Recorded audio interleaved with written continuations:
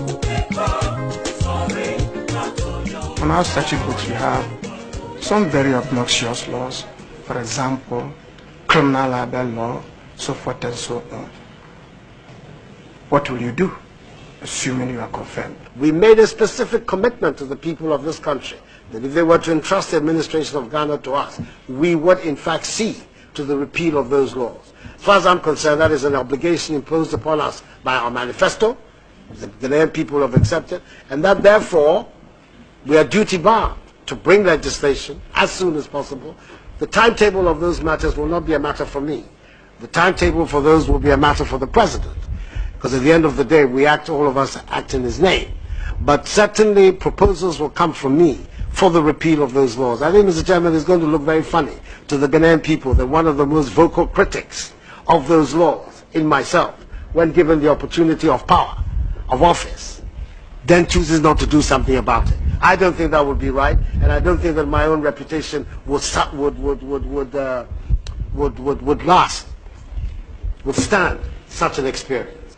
At the last sitting of Parliament, insisted on issuing a statement against a lot of opposition from members of the House.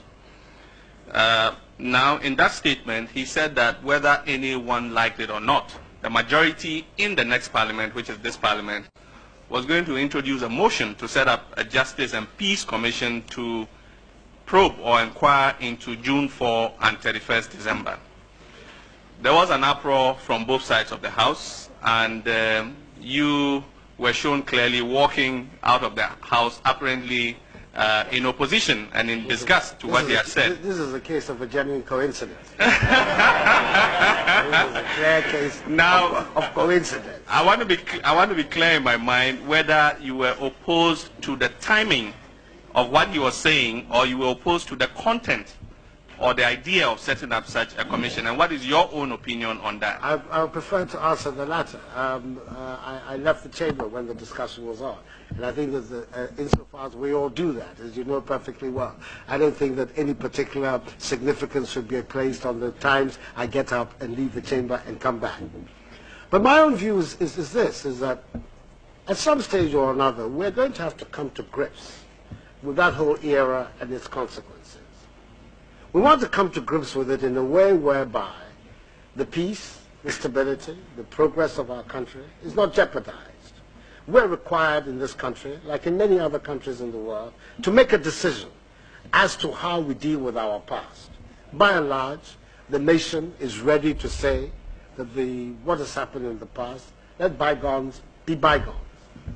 But there's still the situation involving the victims. People whose sufferings in one way or another cannot be so easily alleviated just by words. That a mechanism, some kind of mechanism was already in place when you were in office. The Attorney General, for instance, I know, was reviewing the whole situation of the restoration of people's assets and how all of that could be arranged. What I believe that the minority leader was putting on the table, which is I believe, for us, the majority view in the country, is that let us have some kind of mechanism working, not with discretion.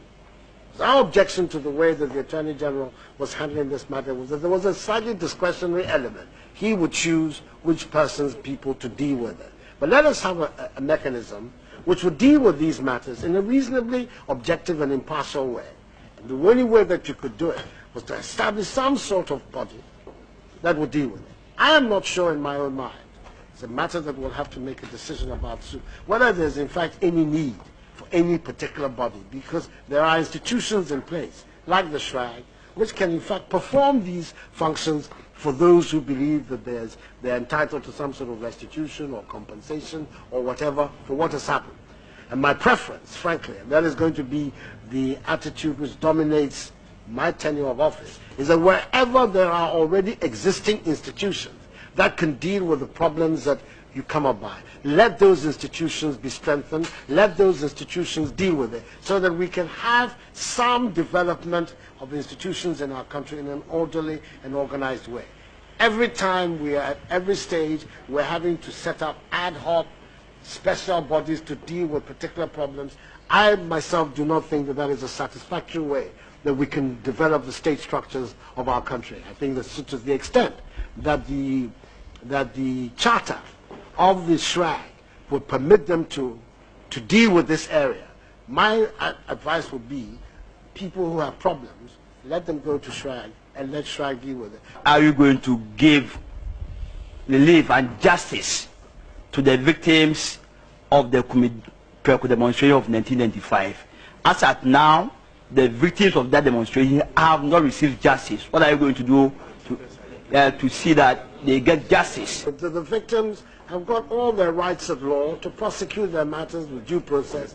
I, as the Attorney General in itself, cannot do anything. If people bring petitions or they petition the courts, I mean, the process, there are lawful processes whereby people can express their grievances and seek redress.